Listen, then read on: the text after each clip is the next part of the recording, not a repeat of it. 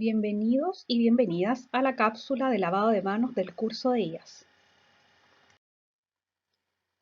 ¿Por qué es tan importante realizar el lavado de manos? Aunque a simple vista nuestras manos parezcan aparentemente limpias, ¿cierto? Existen más de 150 especies de bacterias que pueden vivir en nuestras manos, ¿ya?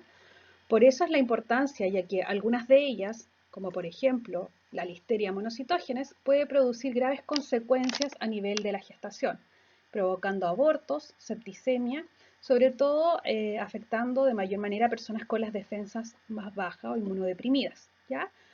Muchas de ellas también, como la Shigella, el Clostridium, la Escherichia coli, pueden producir también trastornos a nivel gastrointestinal, el Streptococcus la faringitis y el Staphylococcus aureus, que es el que produce ciertas estas foliculitis infecciosas.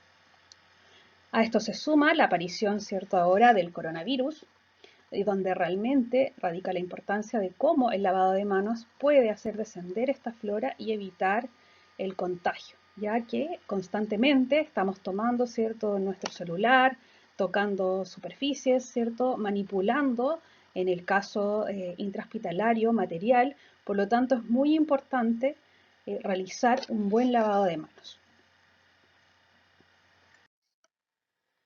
Los tipos de flora microbiana que podemos encontrar en la piel, vamos a hablar de flora transitoria y flora residente. La flora transitoria es la que se halla con mayor frecuencia en las infecciones asociadas a la atención en salud y es por lo tanto el blanco principal de la higiene de manos, sobre todo en el ámbito hospitalario. Algunas de las características que podemos ver, ¿cierto?, en la flora transitoria está en la mayoría de los individuos. Otra característica que es, en el fondo, es la flora que uno adquiere recientemente por contacto con otros pacientes infectados o colonizados o al tocar superficies contaminadas. Otra característica, esta flora transitoria se puede transmitir de persona a persona, ¿cierto?, a través de las manos. ¿Y cómo se puede remover, ¿cierto?, con la fricción mecánica, con agua y jabón, y también puede ser destruida a través del uso de antisépticos.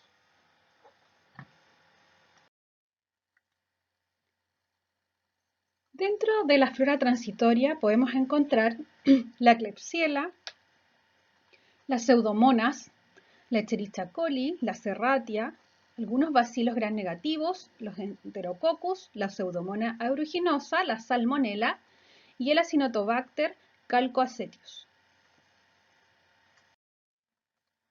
El otro tipo de flora, ¿cierto?, es la flora residente o flora colonizante.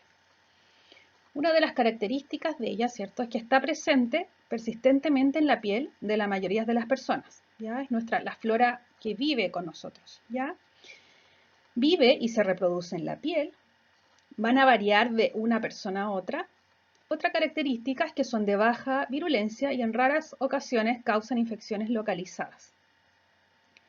Y son consideradas residentes porque permanecen en la piel y no se remueven fácilmente con la fricción mecánica, ¿ya? Entonces, esta es la flora en la que cada uno, digamos, que es la que cada uno tenemos siempre en nuestra piel. Si pudiéramos realizar un cultivo, digamos, poniendo nuestra mano, ¿cierto?, sobre una placa de cultivo y sembrar estas bacterias que tenemos en nuestras manos, podríamos ver una imagen parecida a esta. Sin embargo, al lado ustedes pueden ver que después de realizarse la higienización de manos, se reduce la cantidad de bacterias presentes considerablemente con respecto al antes, ¿cierto? Digamos, al no haber realizado un lavado de manos. Entonces, de ahí la importancia en que radica, ¿cierto? Y que justifica este lavado de manos, sobre todo en el contexto hospitalario, con el fin de disminuir las infecciones intrahospitalarias asociadas en salud. Por lo tanto, podemos decir, ¿cierto?, que el lavado de manos interrumpe la transmisión de agentes patógenos y por lo tanto ayuda, ¿cierto?, a reducir significativamente las infecciones intrahospitalarias. Todos los miembros del equipo de salud deben incorporar este procedimiento a su rutina de trabajo. ¿ya? Esto es muy importante, tener la conciencia, sobre todo en el contexto que estamos viviendo, ¿cierto? Con el coronavirus, ¿cierto? En el contexto COVID. Dentro de los objetivos del lavado de mano podemos encontrar, ¿cierto?, que elimina la flora microbiana transitoria o adquirida, remueve las bacterias que colonizan la piel, previene la diseminación mano portadora, ¿cierto? Porque estamos todo el tiempo, si no realizamos el lavado de mano, tocando, ¿cierto? No solamente de persona en persona, sino también superficies y material también dentro de la atención que se realiza a los usuarios. Otro objetivo es proteger, ¿cierto?, de los fluidos corporales de alto y bajo riesgo. Es importante en las unidades críticas o pacientes de alto riesgo usar un jabón antiséptico, y el lavado clínico de manos que se realiza diariamente basta el uso de agua y jabón neutro, ya para que haga efectiva la reducción de esta flora. El uso de los tipos, digamos, del tipo de jabón va a depender de las áreas donde se esté realizando esa atención. En las áreas no críticas, ¿cierto? El lavado clínico de manos puede ser realizado con jabón neutro y higienizado, ¿cierto?, con alcohol gel. En tanto que en las áreas críticas es necesario usar el jabón de clorexidina al 2%. Dentro de la clasificación de la higiene de manos podemos encontrar la higiene de manos con agua y jabón, cuyo principio es el arrastre de las bacterias o detritus de las manos por el efecto detergente del jabón, ¿ya? Y en el caso de la higiene o fricción de manos con soluciones basadas en alcohol, se fundamenta en la destrucción de los microorganismos por el efecto antiséptico que tiene el alcohol. Es importante, dependiendo de la unidad en que se tenga que realizar el lavado clínico, ya sea en unidades críticas o no críticas, antes de realizar el lavado de manos, ¿cierto?, preocuparnos de que esté disponible y que estemos usando el jabón, ya sea la clorexidina al 2% en el caso de las unidades críticas, o el jabón neutro, ¿cierto?, en las salas o donde se realice en unidades no críticas. Y ahora recordaremos también la técnica de lavado de manos. Es importante la duración de este lavado de manos. Ya es importante recordar que el primer lavado de manos que realizamos en el día al llegar a nuestro turno debe ser de alrededor de 2 minutos. ¿Ya? Y antes de cada paciente y entre pacientes aproximadamente debería tener un mínimo de 30 segundos. ¿Ya? Es importante. ¿Y por qué el lavado de manos, el primer lavado de manos del día es de 2 minutos? Ya porque es importante, como vimos anteriormente, remover toda esta flora transitoria, ¿cierto?, que ha sido o adquirida, que ha sido, digamos, en nuestro trayecto a nuestro lugar de trabajo. Antes de iniciar el lavado de manos, es importante que mantengamos despejados nuestros brazos y antebrazos. Nos acercamos al lavamanos y lo primero que hacemos es abrir la llave y mojarnos las manos. Una vez que ya con nuestras manos húmedas, depositamos en la palma de la mano una cantidad suficiente de jabón para cubrir todas las superficies de las manos. Una vez que ya tenemos el jabón en nuestras manos, comenzamos a frotar nuestras palmas entre sí. Luego frotamos la mano derecha contra el dorso de la mano izquierda entrelazando los dedos y luego lo hacemos viceversa con la palma de la mano izquierda contra el dorso de la mano derecha. Luego se frotan las manos entre sí con los dedos entrelazados, tratando de realizar un buen higiene en los espacios interdigitales. Luego se frota el dorso de los dedos con una mano, con la palma de la mano opuesta agarrándose los dedos. Luego se frota con un movimiento de rotación el pulgar izquierdo, atrapándolo con la palma de la mano derecha y viceversa, con un movimiento de rotación. ¿Ya? Lo hacemos primero con una mano y luego con la otra. El procedimiento se va repitiendo en ambas. Finalmente se frota la punta de los dedos de la mano derecha contra la palma de la mano izquierda haciendo un movimiento de rotación. Y luego se realiza el mismo procedimiento en la otra mano.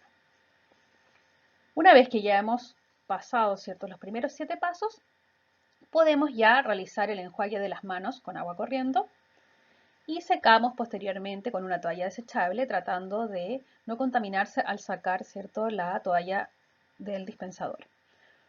Una vez que ya nos hemos secado las manos, con esa misma toalla vamos a cerrar la llave, evitando tocar con nuestras manos limpias. Y ya en este momento estamos listos con nuestras manos limpias y seguras para atender a nuestros usuarios. En el caso de la higiene de manos por frotación, utilizando alcohol gel, importante, ¿cierto?, que se aplique una dosis de alcohol gel en las manos limpias y secas, sin evidencia de materia orgánica, ¿ya? Porque hay que recordar que si hay materia orgánica, eso inactiva el alcohol, por lo tanto ahí es necesario realizarse un lavado de manos. Por lo tanto, primero miramos las manos y si están limpias, podría realizar y no se observa materia orgánica, sangre, fluidos corporales, ¿cierto? En las manos podemos realizar la higienización.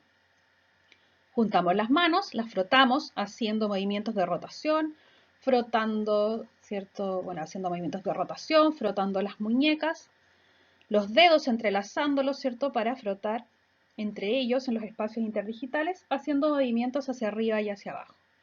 Realizar frotación de manos hasta que las manos estén secas y en este caso, ¿cierto?, no se enjuagan las manos. Hay que esperar a que seque el alcohol, ¿cierto? Y ahí ya las manos ya son seguras.